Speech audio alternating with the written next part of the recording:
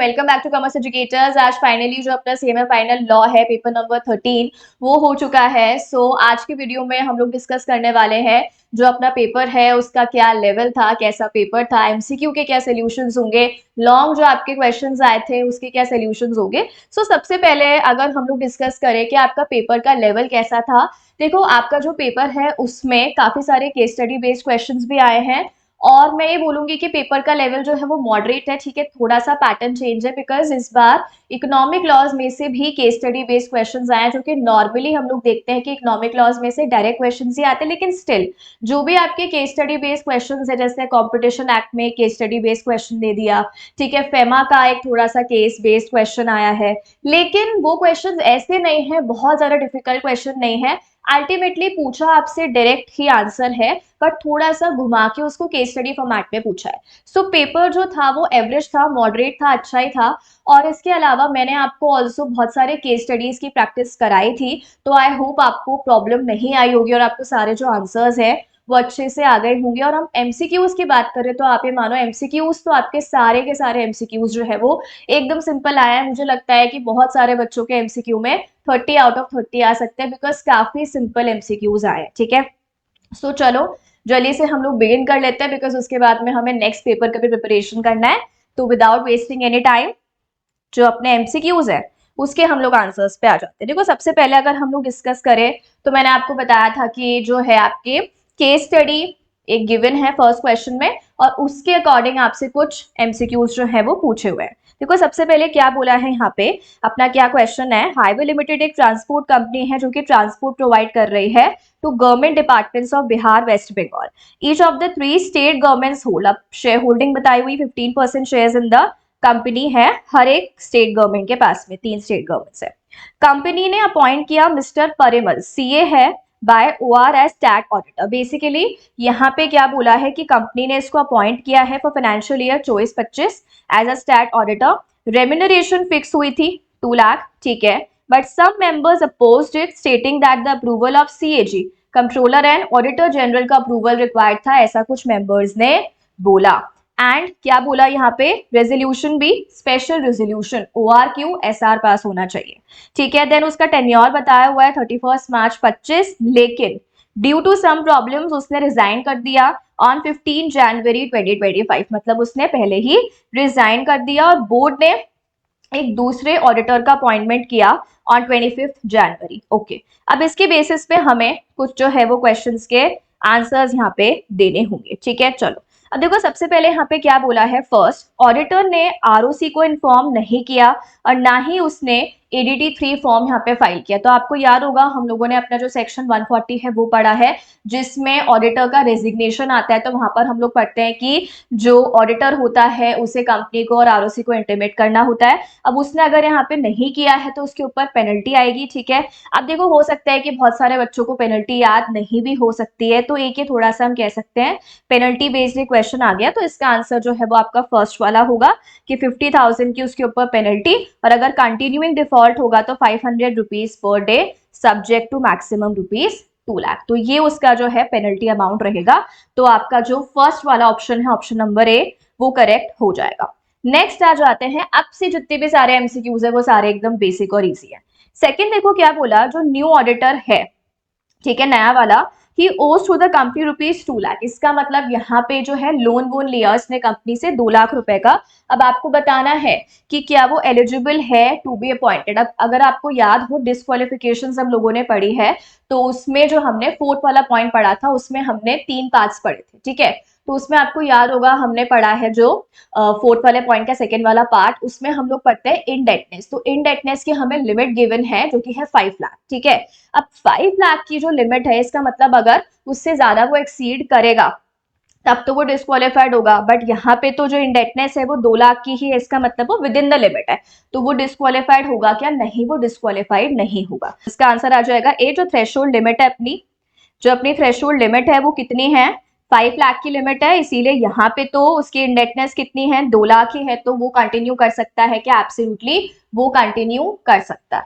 ठीक है, चलो नेक्स्ट पे आ जाओ। देखो क्या बोला है, after appointment at general meeting the auditor was found to be involved in fraud appointment के बाद पता चलता है कि वो जो ऑडिटर है वो फ्रॉड में इन्वॉल्व है, कितने का फ्रॉड है, ठीक है 1.50 CR का फ्रॉड है, आपको अमाउंट दे रखा है और जीएसटी अथॉरिटीज ने उसको चार्ज किया, ठीक है। ये यहाँ पे इंपॉर्टेंट है कि फ्रॉड में इन्वॉल्वमेंट है, ठीक है, लेकिन जीएसटी अथॉरिटीज ने उसको चार्ज किया है, तो क्या नहीं कंटिन्यू। आपको याद होगा कि जो हमने डिस्क्वालिफिकेशंस पढ़ी है वहां पर हमने पढ़ा है कि अगर आपने फ्रॉड किया है एज एन ऑडिटर तो आपको कोर्ट कन्विक्ट करेगी, ठीक है, तो ही आप डिस्क्वालिफाइड होगे। हमने वहां पर कहीं पर भी नहीं पढ़ा है कि जीएसटी अथॉरिटी या किसी अदरवाइज अथॉरिटी ने आपको कन्विक्ट किया है या उसने चार्ज लगाया आपके ऊपर, तो वो सब चीजें यहाँ पे इंक्लूड नहीं होंगी। तो यहाँ पे इसीलिए क्या आ जाएगा, he can continue as auditor unless he is convicted by court.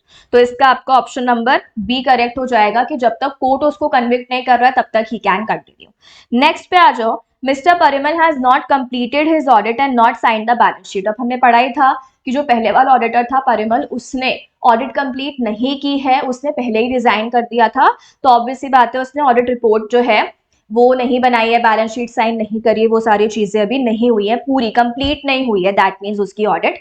तो पूछा है आपसे कि उसकी रेम्युनरेशन का क्या होगा। वो ऑब्वियस सी बात है काम पूरा नहीं करा है तो क्या उसको रेम्युनरेशन भी पूरी मिलेगी, नहीं मिलेगी। तो इस केस में आपका ऑप्शन नंबर डी करेक्ट होगा। देखो इसमें क्या लिखा हुआ है, he can claim reasonable fees not audit fees. देखो उसने थोड़ा बहुत तो काम किया है, एज अ प्रोफेशनल उसने कुछ ना कुछ काम तो किया ही है ना, ठीक है, रिजाइन करने से पहले। तो उसको जितना उसने काम किया है उसके अकॉर्डिंग उसको पैसा मिल जाएगा कंप्लीट। ऑब्वियस सी बात है उसने काम ही कंप्लीट नहीं करा, ऑडिट ही कंप्लीट नहीं किए, तो जो कंप्लीट ऑडिट फीस है that he is not getting, लेकिन उसको जो है रीजनेबल फीस मिल जाएगी for the work done and जो भी एक्सपेंसेस वगैरह आए होंगे subject to terms and conditions तो वो मिल जाएंगे। इसका मतलब जितना काम करा है, ये हम बेसिकली कॉन्ट्रैक्ट एक्ट में पढ़ते हैं ना कि जितना काम करोगे उतना आपको मिल जाएगा। अगर आपने बीच में भी मान लो कंप्लीट नहीं किया अपना काम तो जितना करा है उतना मिल जाएगा।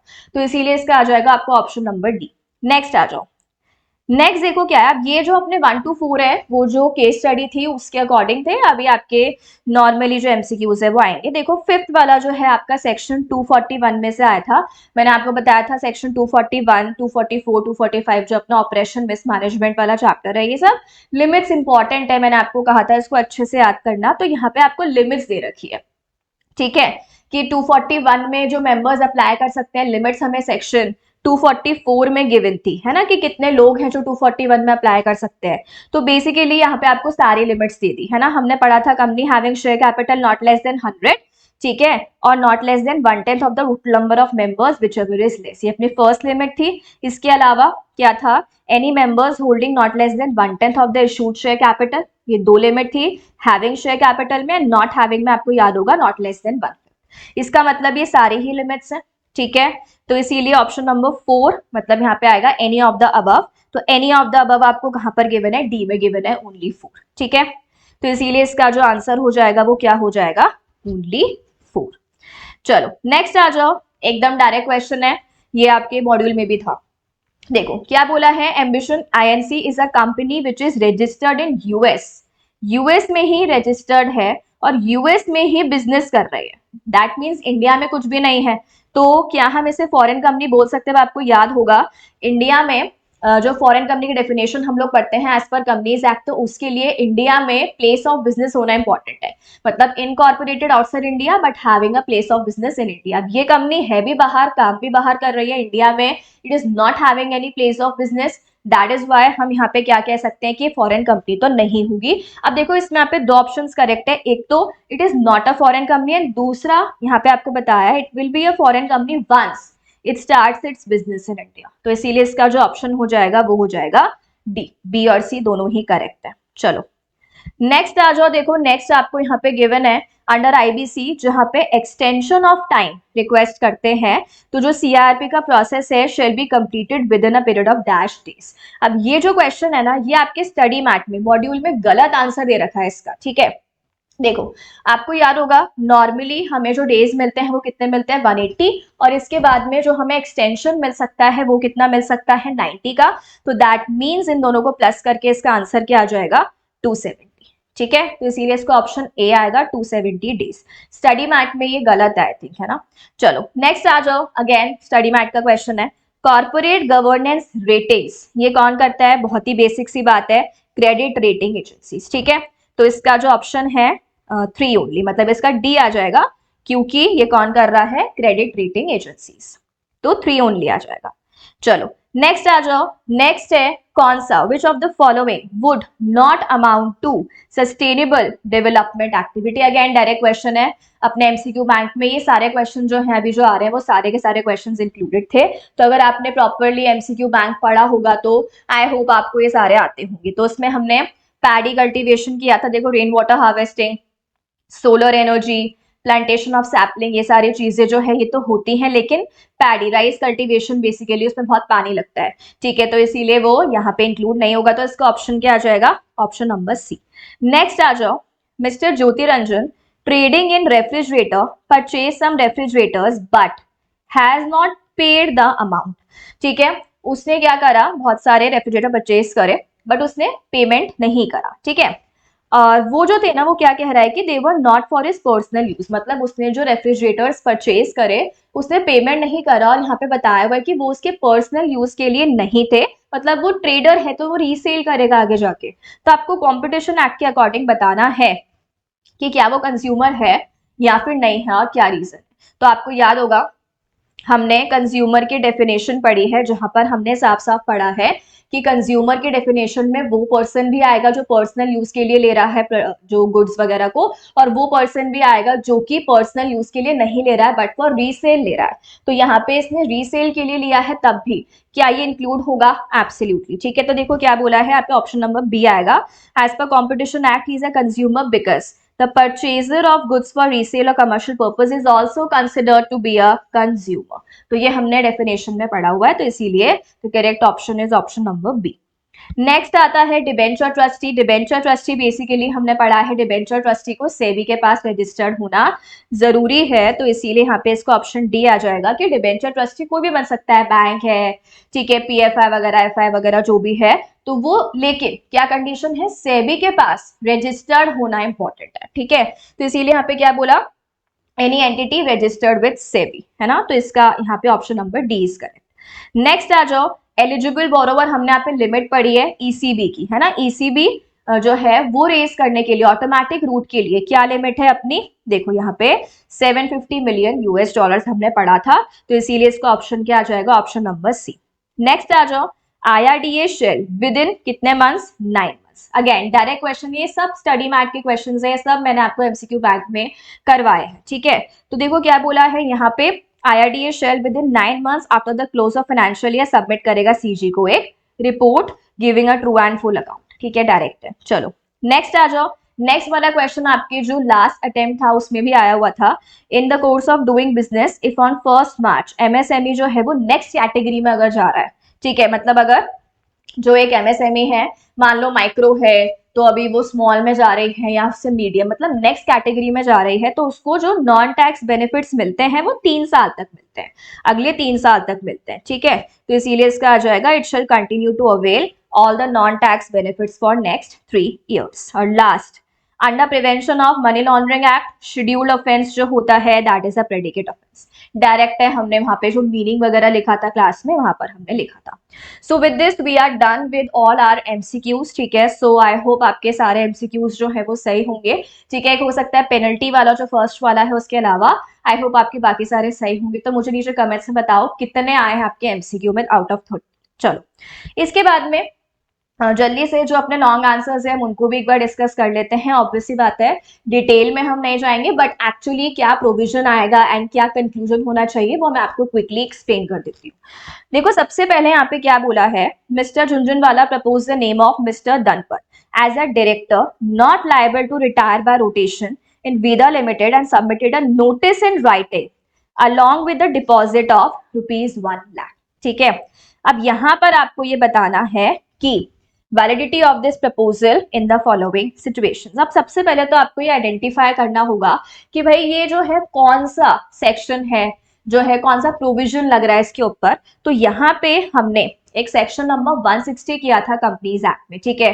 इसका मतलब कि जो भी आपके ऐसे डायरेक्टर्स हैं जो रिटायरिंग डायरेक्टर्स नहीं है, person other than retiring director to stand for directorship, कोई आउटसाइड पर्सन आके डायरेक्टर बनना चाहता है तो हमने पढ़ा है कि उसको डिपॉजिट वगैरह देना होगा, है ना, तो ये वो वाला प्रोविजन यहाँ पे सेक्शन 160 का लग रहा है।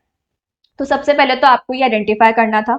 इसके बाद आपको बताया है कि आपको मतलब आंसर्स करने। तो फर्स्ट क्वेश्चन क्या है, इफ विदा लिमिटेड एक गवर्नमेंट कंपनी है ना। क्या बोला देखो यहाँ पे कि अगर आपकी जो कंपनी है विदा लिमिटेड, जिसमें ये सब चीजें हुई है ना, ऊपर हमने पढ़ा, तो अगर वो एक गवर्नमेंट कंपनी है and the government has been duly intimated, तो इसमें क्या होगा, इस सिचुएशन में क्या होगा। अब अगर आपको याद हो तो हमने एक्सेप्शन पढ़ा है। वेट अ मिनट, मैं आपको दिखा देती हूँ कि हमने यहाँ पे जो है, एक सेकेंड, ये रहा देखो, सेक्शन नंबर 160 हमने किया था, right of person other than retiring director to stand for directorship. ठीक है, अब देखो यहाँ पर हमने यहाँ पे जो है एग्जेम्पशन लिखा है, सेक्शन 160 का हमने यहाँ पे एग्जेम्पशन लिखा है। इसमें देखो फर्स्ट वाले पॉइंट में हमने साफ साफ लिखा है गवर्नमेंट कंपनी, ठीक है, इन विच 100% capital is held by government, and second हमने लिखा है सब्सिडरी ऑफ गवर्नमेंट कंपनी। इनके ऊपर सेक्शन 160 एप्लीकेबल है क्या, इनके ऊपर सेक्शन 160 जो है वो एप्लीकेबल नहीं है। तो इसीलिए फर्स्ट वाले पॉइंट में भी क्या आंसर आ जाएगा कि भाई अगर वो गवर्नमेंट कंपनी है तो उसके ऊपर सेक्शन 160 एप्लीकेबल होता ही नहीं है। सेकंड बोला है अगर विदा लिमिटेड के आर्टिकल्स में लिखा हुआ है कि इलेक्शन जो होगा बाय बैलेट, आर्टिकल्स में जैसा लिखा हुआ वैसा होगा, ठीक है। तो अगर आर्टिकल्स में लिखा हुआ है कि बाय बैलेट होगा तो इस केस में यहाँ पे बाय बैलेट ही होगा, फिर सेक्शन 160 के अकॉर्डिंग नहीं होगा। तो अगेन सेकेंड वाले केस में भी सेक्शन 160 एप्लीकेबल नहीं होगा। तो फर्स्ट में भी सेक्शन 160 एप्लीकेबल नहीं होगा बिकॉज एग्जेम्पशन है गवर्नमेंट कंपनीज को, सेकेंड में भी एप्लीकेबल नहीं होगा। थर्ड पे आ जाओ, if a public limited company and the company, इन्होंने इंडिविजुअल नोटिस नहीं दी है मेंबर्स को, ठीक है, लेकिन मीटिंग से 7 डेज पहले इन्होंने एडवर्टाइज कर दिया है, इन्होंने एडवर्टाइज कर दिया है। तो इस केस में क्या ये चीज सही है? बिल्कुल। एक सेकेंड वापस से देख लो, अभी हमने यहाँ पे जो डिस्कस किया था, देखो ये जो यहाँ पे नोट लिखा हुआ है ना, एग्जेम्पशन से ऊपर जो यहाँ पे नोट लिखा हुआ है, बेसिकली यहाँ पे क्या लिखा हुआ है, individual notice not required if company advertises it in English and vernacular newspaper. यानी यहाँ पे क्या बोला कि जो ये इंडिविजुअल नोटिस है इसकी जरूरत ही नहीं होगी अगर कंपनी एडवर्टीजमेंट कर देती है तो यहाँ पर कंपनी ने एडवर्टीजमेंट कर दिया तो क्या इंडिविजुअल नोटिस की रिक्वायरमेंट होगी?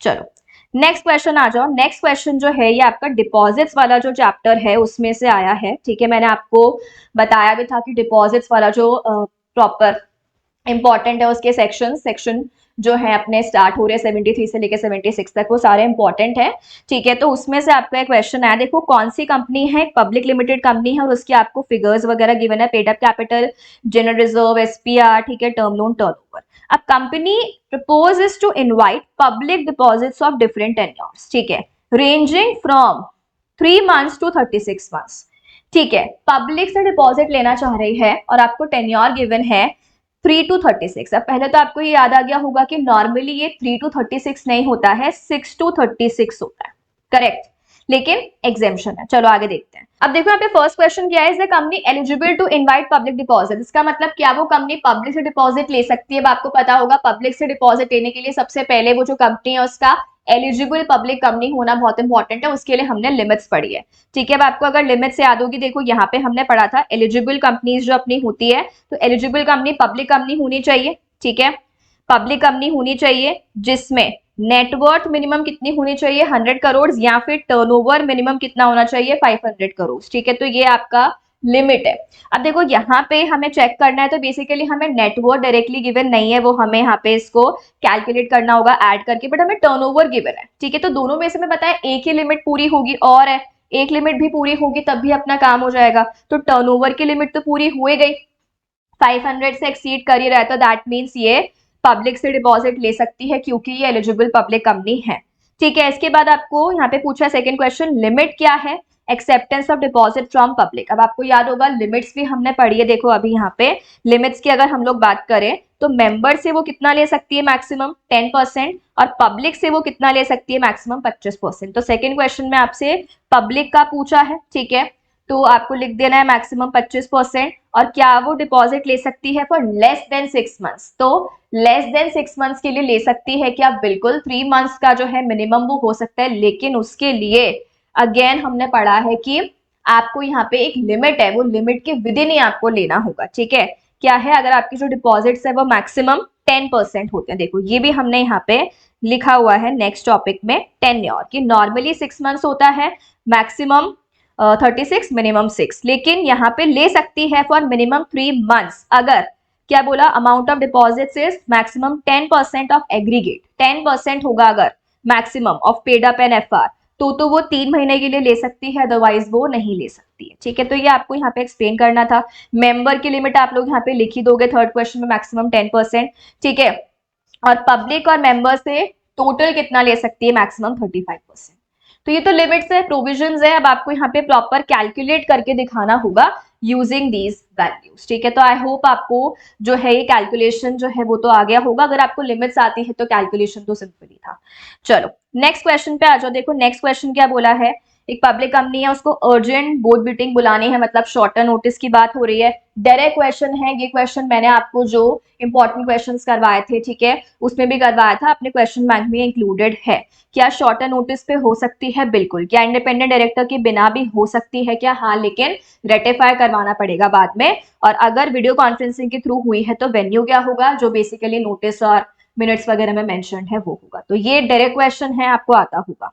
नेक्स्ट आ जाओ, सेंट्रल गवर्नमेंट जो है उसने अमालगमेशन ऑर्डर किया, सेक्शन 237, याद करो हमने पढ़ा था जो अपना अमालगमेशन वाला चैप्टर है ना, कॉम्प्रोमाइज अरेंजमेंट अमालगमेशन, उसमें हमने पढ़ा था सेक्शन 237 की सीजी पब्लिक इंटरेस्ट में अमालगमेशन ऑफ 2 कंपनीज करवा सकती है। यस, अब यहाँ पे देखो क्या बोला है कि शेयर होल्डर्स को इतना इतना, मतलब डिटेल गिवन है कि कितना कितना किसको मिलेगा।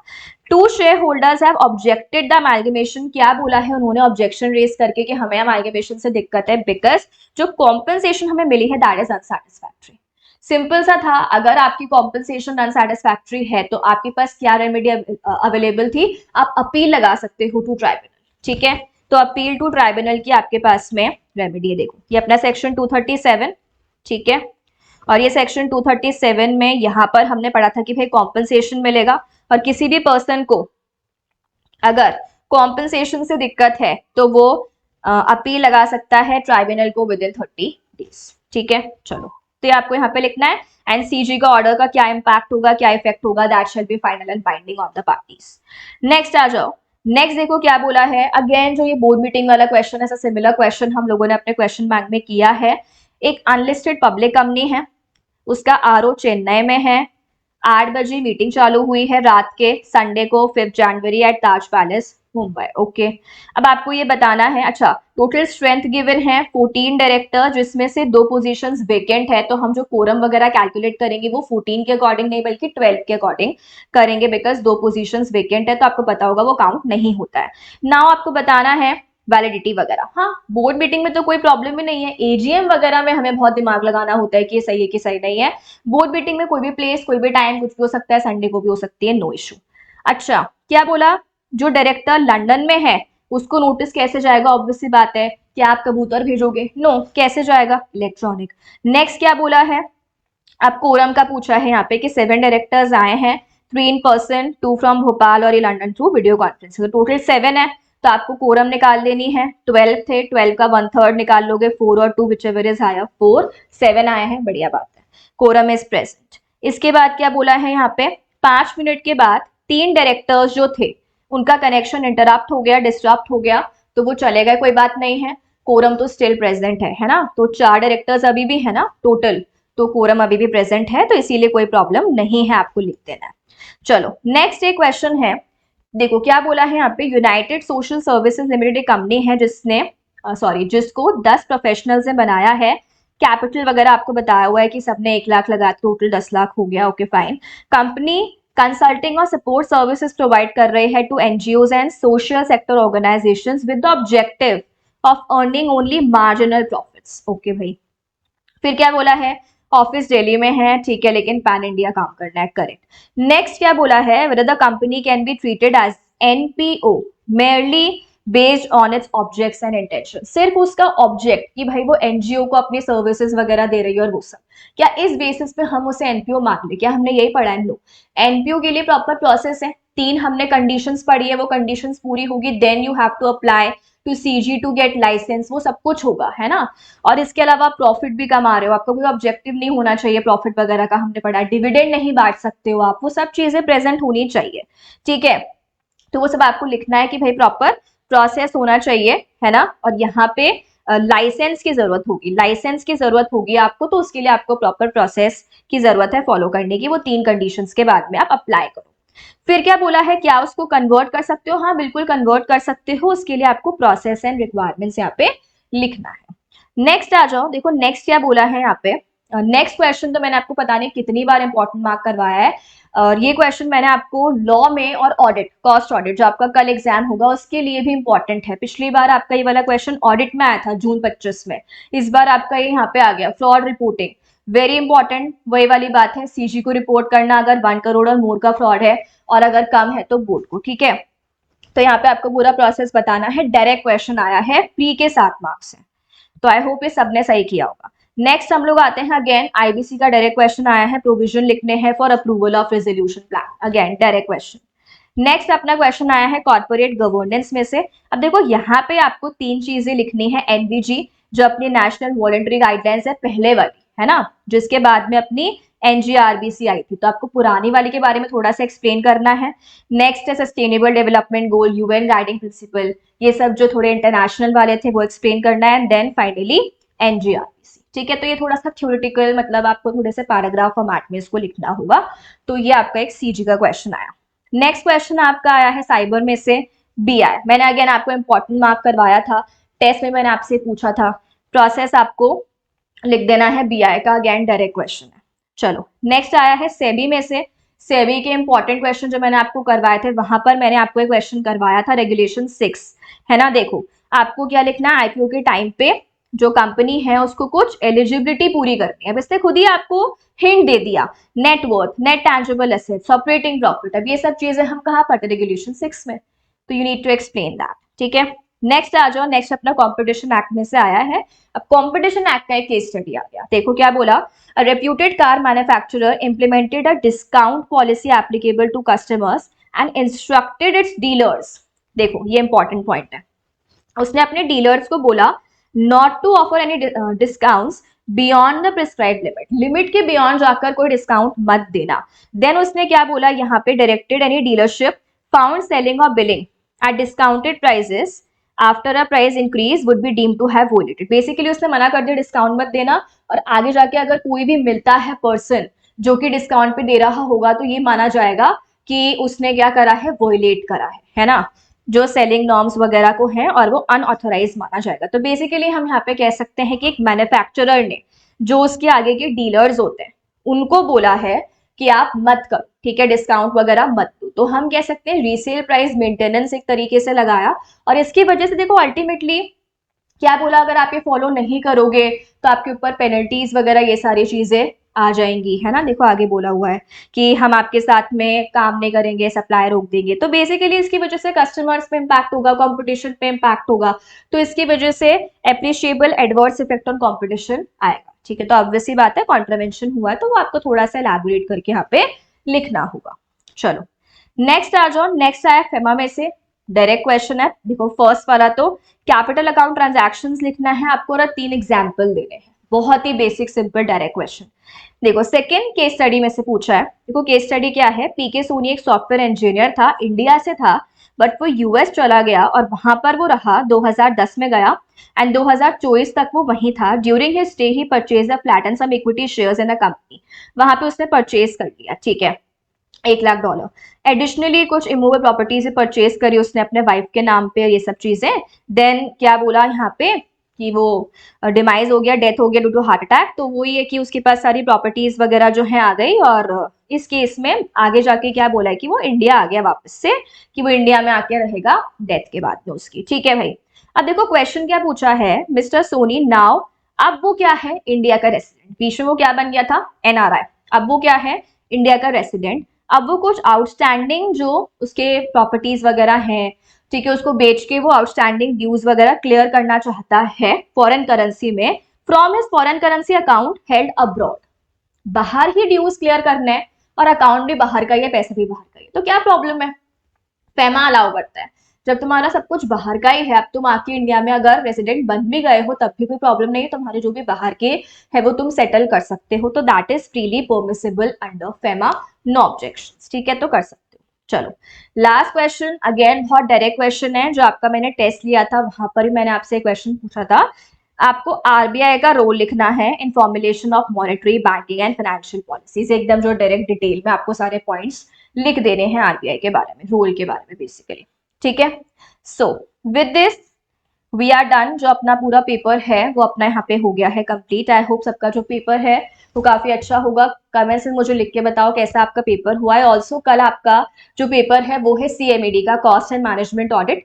ठीक है, उसके लिए all the best. Last day revision कैसे करना है, क्या स्ट्रैटेजी है, उसके लिए मैं वीडियो नीचे डिस्क्रिप्शन बॉक्स में लिंक कर दूंगी, तो चेक दैट आउट। ठीक है, कोई भी डाउट्स है रिगार्डिंग सीएमईडी वो भी आप नीचे कमेंट्स बॉक्स में पूछ सकते हो। चलो, thank you everyone and wish you all the best for your next exams.